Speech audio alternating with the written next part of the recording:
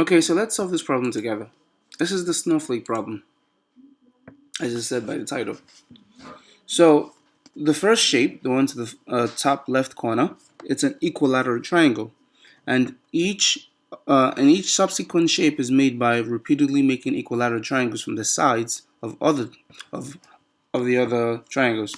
So I'm going to explain and actually sketch how this process is made in the solution to this problem, which I'll show you in a second.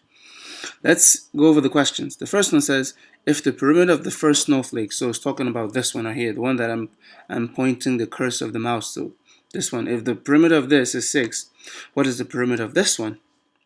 So this we can easily find. Once we know this, we can use that to just sum up the perimeter of this. But all we have to do is just add each side.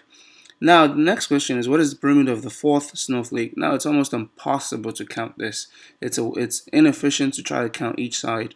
So we need some form of intuition. So let's listen to the video of me solving this problem. Okay, so for the snowflake problem, they told us that the perimeter of the first one is 6. This is an equilateral triangle. If the perimeter is 6, that means this side is 2, 2, and 2. Now, let's label this. Let's call this A, B, C. Now, I'm going to show you how the next snowflake was formed. So this is the point. Let's call the middle point right here. Let's call it C1. Let's call this A1. And let's call this B1, right? So to form this little equilateral triangle over here, they take line segment AB. Let's call this A, call this C1, and call this B. And that's how they form it. So this line segment that has a distance of 2 is used to form this little triangle. This line segment BC is used to form this. And line segment CA is used to form this. And that's how that is formed. So now the question is, find the perimeter of this entire snowflake. So if the line segment AB is used to form this, that means that means the length of this, that, and this, it's equal to 2.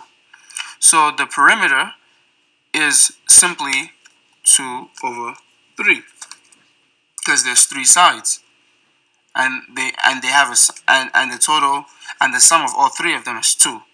That's why. If the sum of all 3 of them was 3, then it would be 3 over 3, which is 1.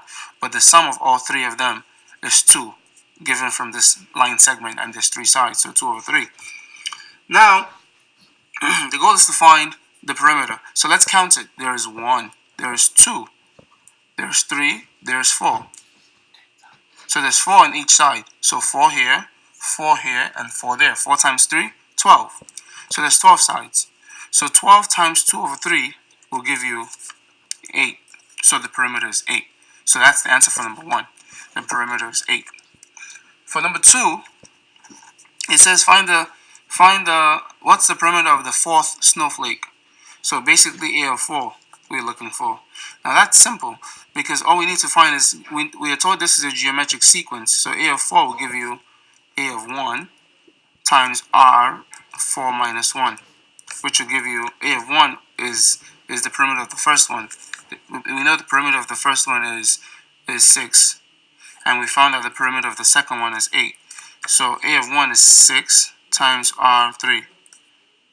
Is A of, yeah. So we are looking for R now. So let's find R. So A of 2 is the same thing as A of 1 times R2 minus 1.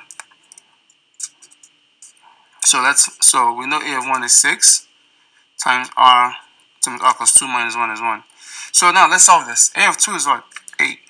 A equals 6 times R. So divide 6 on both sides. You have R equals 8 over 6, which is the same thing as 4 over 3. So we can plug it in here. 6 times 4 over 3 raised to the third power.